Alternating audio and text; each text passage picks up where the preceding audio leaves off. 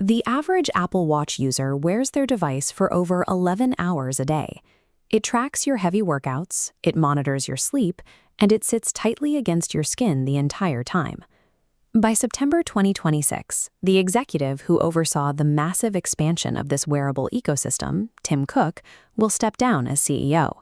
Taking his place is John Ternus. For the first time in 50 years, Apple is handing the reins to a hardware engineering chief. He takes command at a complicated moment.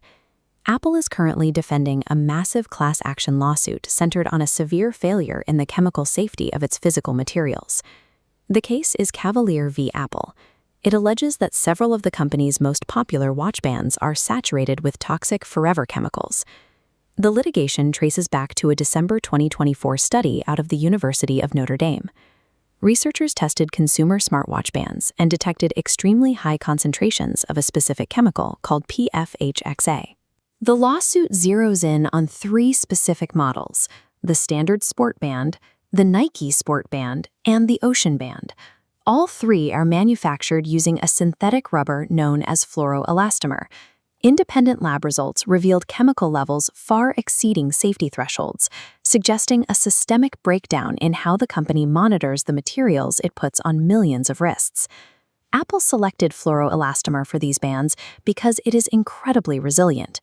The material repels sweat, resists skin oils, and withstands the heat generated during intense physical activity. But the chemical structure of fluoroelastomer intrinsically contains PFAS. Specifically, these bands release PFHxA, a compound linked to liver damage and severe developmental toxicity.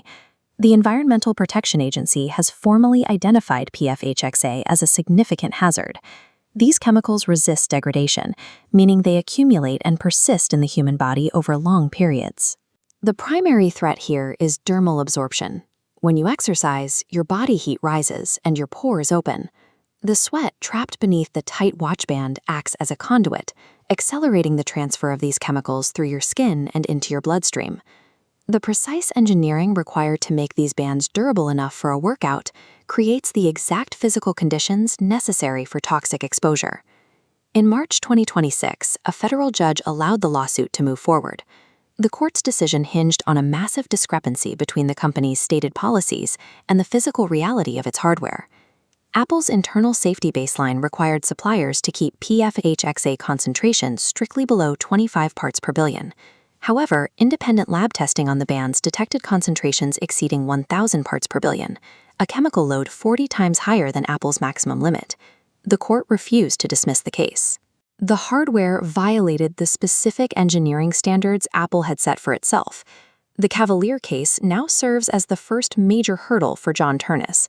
As an engineering-first CEO, he faces a stark choice: fight a protracted legal battle or initiate a complete overhaul of their wearable materials.